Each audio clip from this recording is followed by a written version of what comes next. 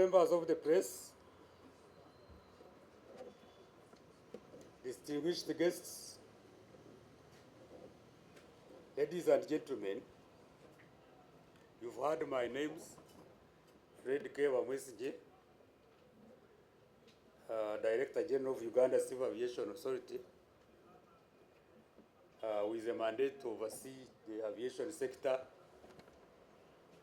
regulate, operate, and also give service provision of the aviation industry in Uganda and assist it to collaborate with the rest of the aviation fraternity in the region but also in the globe.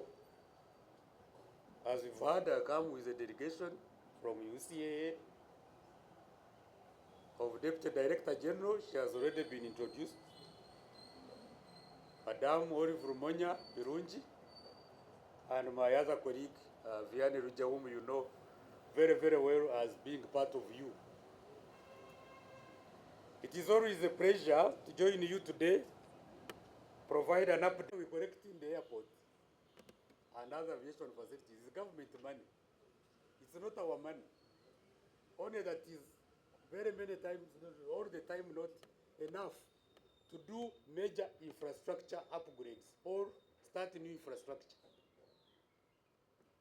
The last time I checked, let me tell you, to construct a 3.7 kilometer runway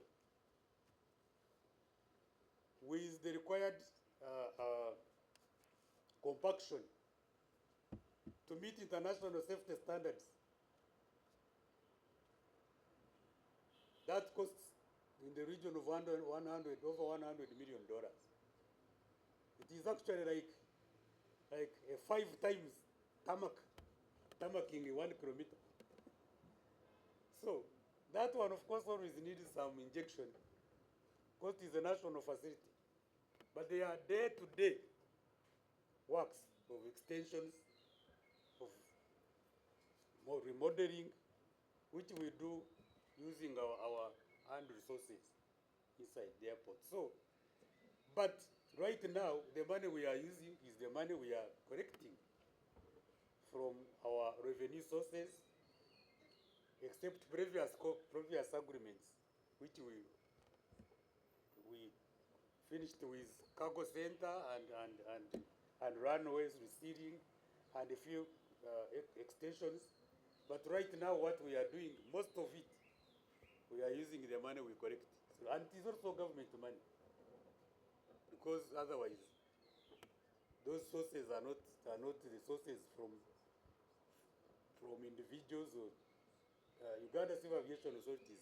The department is an authority of government.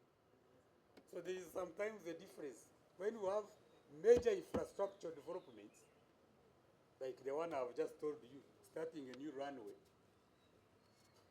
Then, unfortunately, it must be under the national budget. The other questions I think can be answered by my colleagues. First of all, Olive, the airport will be busy, but we have been answering this really. All I have been talking about is our readiness, but Olive, you can add on, and then also talk about the readiness for AFCON. Then I will come back.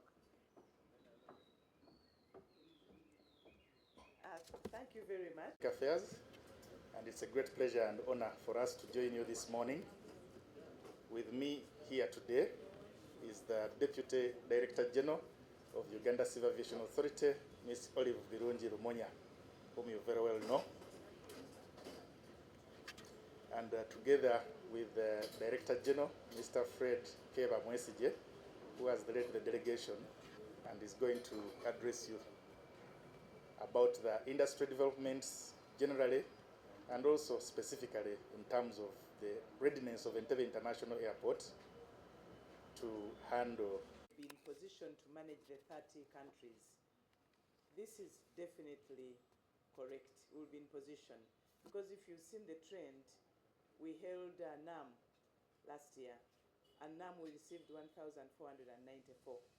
international guests here. And that we managed very well, representing 116 countries. If you go back further, 2007, we had CHOGM. CHOGM we had, I think, also about 48 countries with 36 heads of states. So that's Entebbe International Airport on its own. So we have the capacity, we are prepared, and we can actually manage AFCON.